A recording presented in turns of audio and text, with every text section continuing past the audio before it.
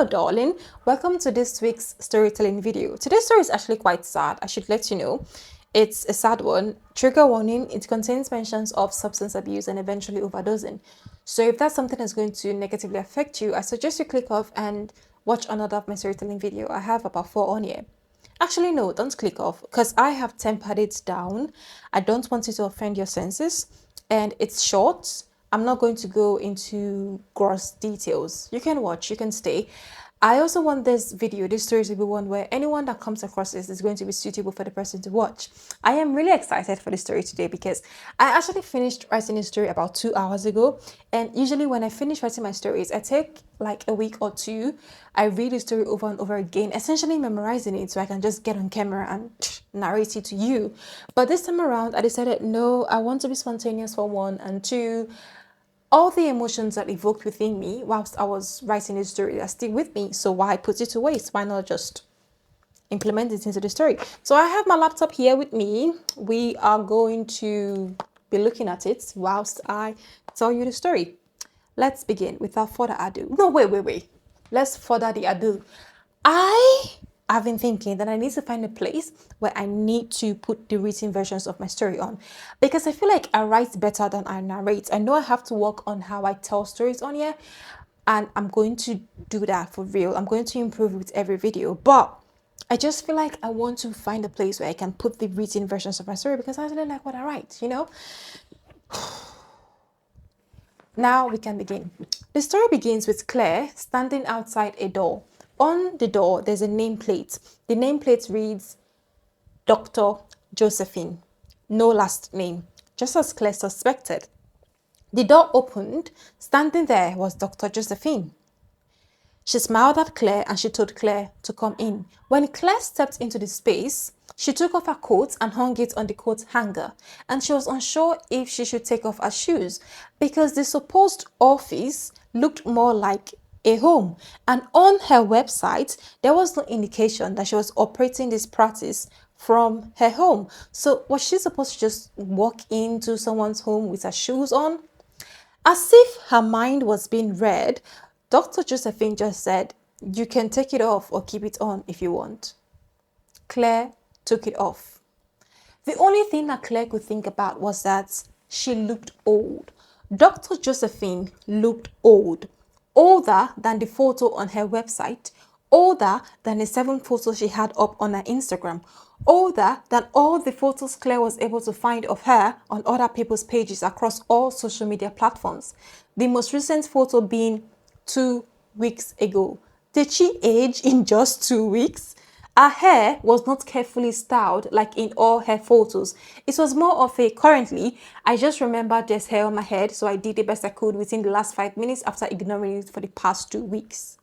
But at the same time, who was Claire to judge? Her own hair was in the same exact state. She needed an urgent detangling, shampoo and conditioning. Otherwise, her coily hair was going to become matted and she would no longer be able to hide behind putting it in an upsweep hairdo. Claire spotted a rug in the center of the room. On it were 2 opposing upholstered armchairs, and Claire concluded that yeah, that's where they would be sitting down. So she took off and sat down.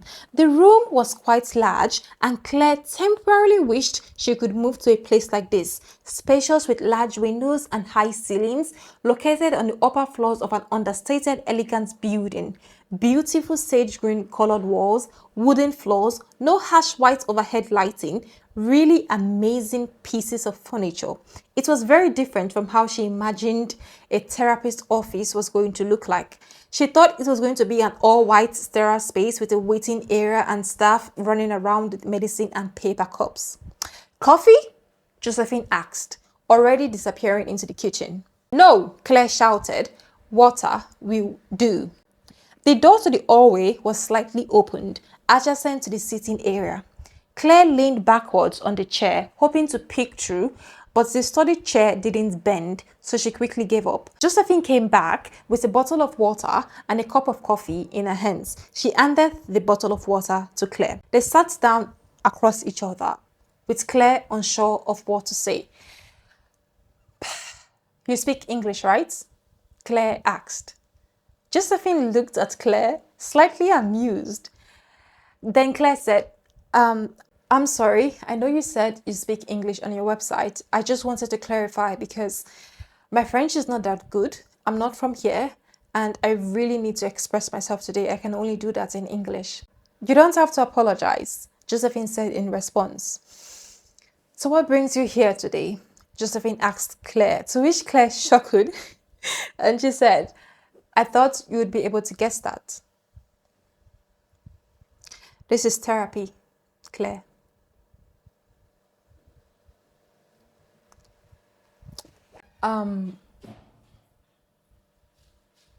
I lost someone. I'm supposed to give a speech at the funeral and I don't know what to say. I was hoping you could help me with that. With what to say. No? I don't know. Maybe. By this time, Claire realized that Dr. Josephine, she wasn't holding any pen or paper. Where was the pen and paper? That's what therapy is supposed to be all about, right? One person holding the pen and paper and scribbling, the other person just talking their head off. But no, Dr. Josephine was just sitting cross-legged and relaxed, her black dress slightly pushed back. Claire could notice that her black pantyhose had a little snag above the knee area. Who did you lose? A family member? No. I lost a friend, my best friend. I'm really sorry about that. I don't really need you to be sorry though. I just need you to help me with what to say. So if we could just get right to that part, I would really appreciate it. Surely. But if I'm going to help you, I do need to know more about this person. Okay. He's my best friend. I met him 8 months ago. He's smart and kind, and he was cheerful and wonderful, and he liked to go out and experience things and be happy, and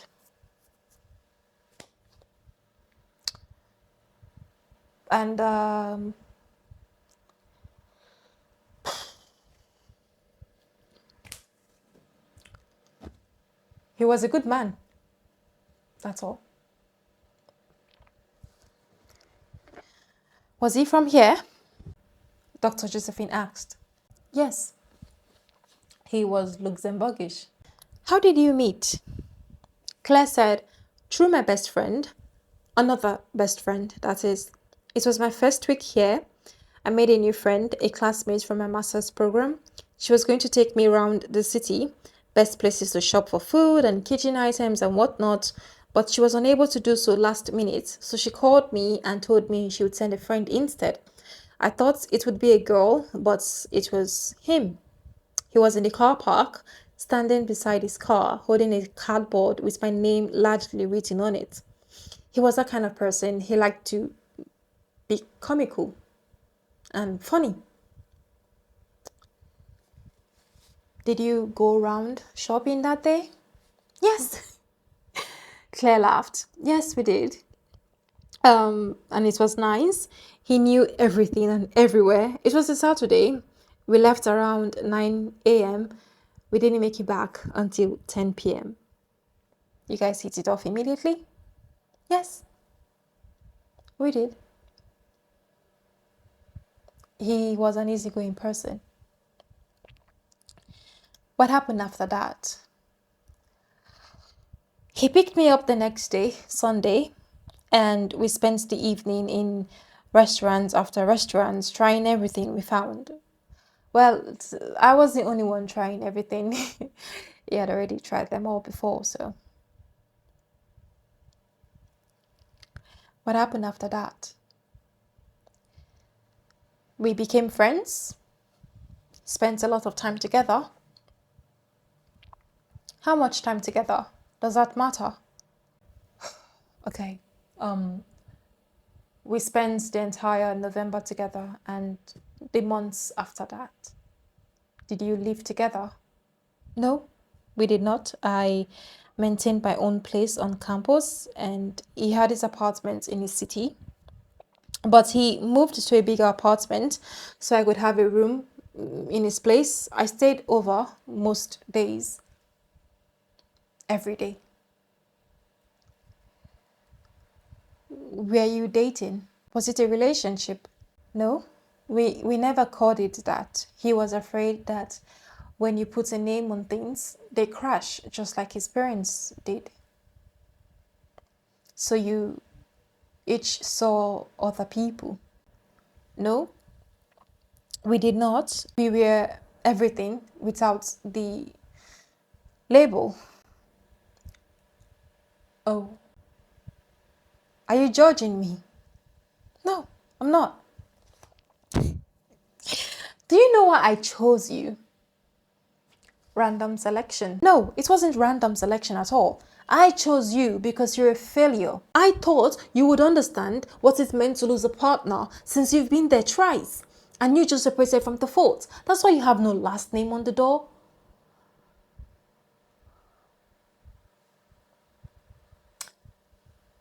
It was divorce, not death.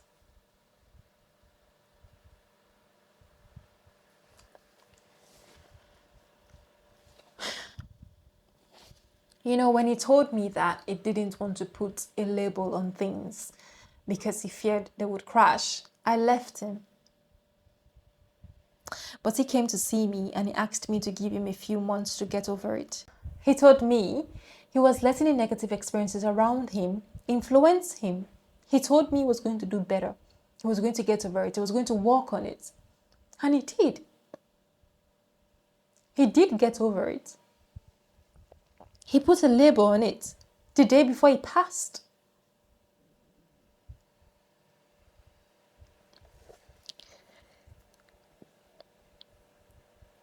Ask me another question. Let's keep it moving. How did you two spend your days? Like how you would spend a day? I worked part-time in addition to school. He worked full-time, would come home and do something together, go on a walk maybe. We walked around the city many times, so many times. We'll play a game, watch a movie, dance, cook. Sometimes we took a short weekend trip.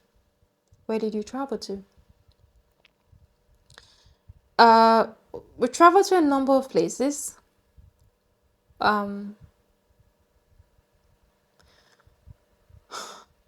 We went to Austria for a bit for the holidays, winter vacation. It was my first time skiing.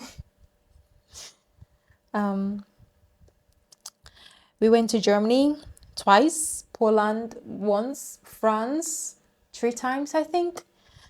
A few other places. We would go spend the weekend and come back just in time for my work and school.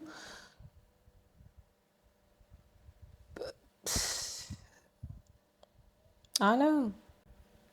He loved to do things with me, and I love to do things with him as well. What was your favorite thing to do together? I loved watching him play the violin. He was really good at it. He played it a lot. He also taught me how to play. I don't think I'll play again though. I I don't know. But we also love to cook. He didn't know how to cook at first, but he tried so hard to learn. Initially, it was terrible and bland, but he got the hang of it. He would spend a lot of time with me in the kitchen, watching me do things and taking notes. I have no idea what he wrote in those notes. Eventually, he took over most of the cooking, and yeah, he made breakfast, would pack me a lunch, made dinner.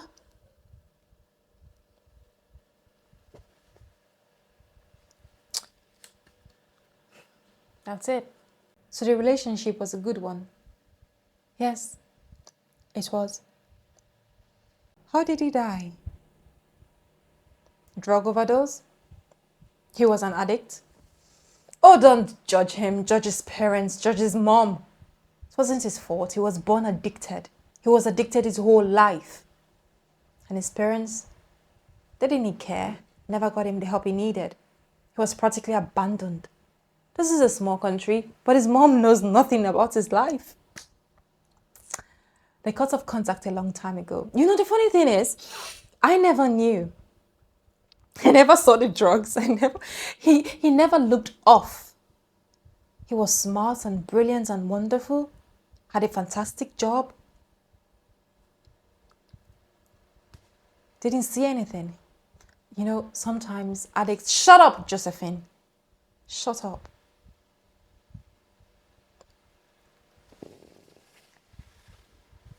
Everyone knew.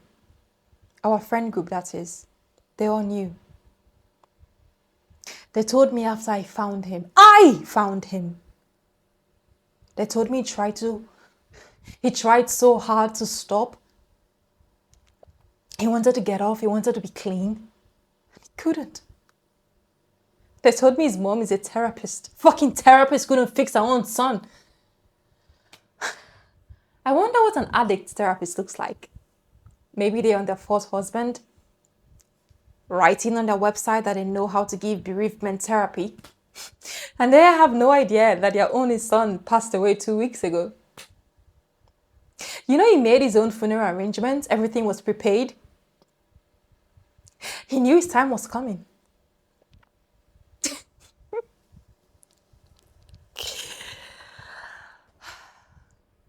His funeral is tomorrow, by the way.